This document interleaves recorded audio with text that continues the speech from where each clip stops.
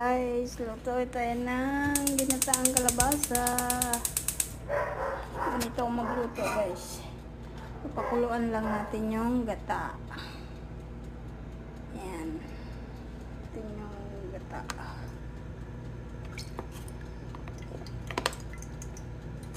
Koko mama. Lagay na din natin yung sibuyas at bawang. Sibuyas at bawang. Hintayin natin siyang kumulo. Hintayin natin isang nor at saka paminta.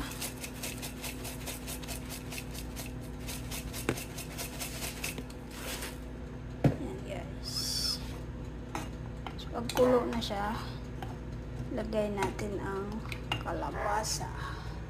Pag lumambot ng kalabasa, lagay natin ng sili at malunggay.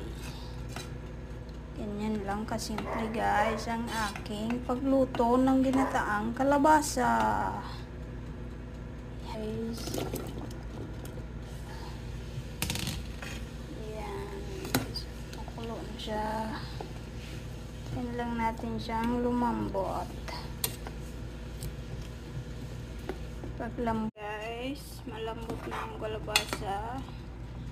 Ito na siya. Lagyan na natin itong sili.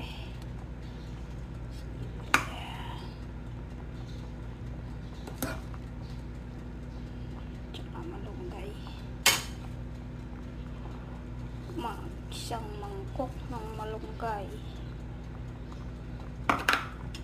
Yan guys, masustansya yan.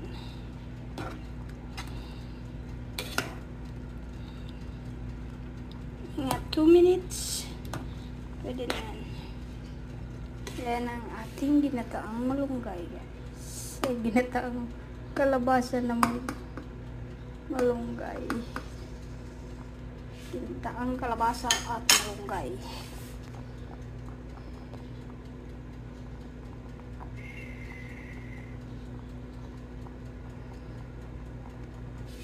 Ito na siya.